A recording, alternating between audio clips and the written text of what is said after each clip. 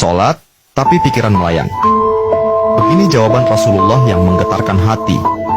Pada suatu majelis Rasulullah, suasana terasa begitu tenang. Para sahabat duduk melingkar menyimak setiap perkataan beliau dengan penuh perhatian. Namun, di antara mereka, ada seorang sahabat yang tampak gelisah. Jemarinya saling menggenggam, matanya menunduk, dan napasnya terasa berat. Setelah beberapa saat ragu, ia akhirnya mengangkat wajah dan berkata dengan suara lirih, "Wahai Rasulullah, aku ingin bertanya, tetapi aku khawatir pertanyaanku ini akan membuatku semakin malu di hadapan Allah." Rasulullah pun tersenyum lembut, menatapnya penuh kasih sayang. "Katakanlah, wahai saudaraku, tidak ada pertanyaan yang membuat seseorang hina jika ia bertanya untuk mencari kebaikan." Sahabat itu menarik napas dalam, matanya mulai berkaca-kaca. "Wahai Rasulullah, aku merasa salatku sering tidak khusyuk. Kadang aku mengingat urusan dunia, kadang pikiranku melayang entah kemana. Aku takut salatku tidak diterima oleh Allah. Apakah dengan salat seperti itu, aku tetap mendapatkan pahala?" Suasana majelis seketika menjadi hening. Para sahabat lainnya ikut menunduk, merasakan kegelisahan yang sama.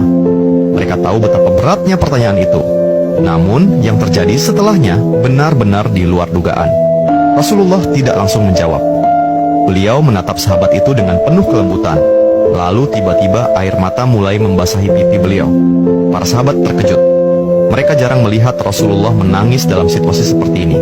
Dengan suara bergetar, beliau berkata, "Demi zat yang jiwaku berada di tangannya, sungguh setan tidak akan pernah berhenti berusaha mencuri bagian dari salat seorang hamba hingga ia teralihkan.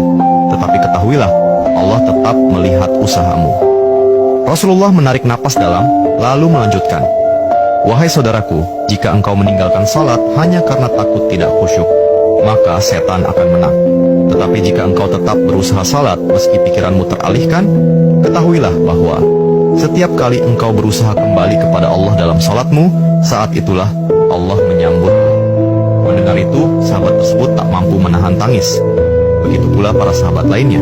Kemudian Rasulullah melanjutkan dengan penuh kelembutan, "Bayangkan seorang ibu yang melihat anaknya berjalan ke arahnya, tetapi anak itu sering jatuh dan tersandung. Apakah sang ibu akan marah? Tidak. Ia justru akan berlari menghampirinya, mengangkatnya, dan mendekapnya erat. Itulah Allah. Ia lebih penyayang daripada seorang ibu kepada anaknya.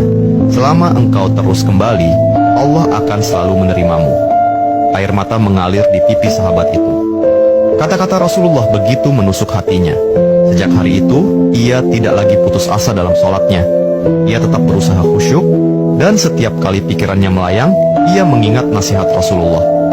"Setiap kali engkau berusaha kembali, saat itulah Allah menyambutmu." Jangan pernah berhenti berusaha. Jika kisah ini membuka wawasan kita, yuk berbagi, biar banyak yang tercerahkan. Setiap satu kebaikan dibalas Allah 10 kali kebaikan. Barakallah forever. Amin ya Rabbal Alamin ya Mujibasailin.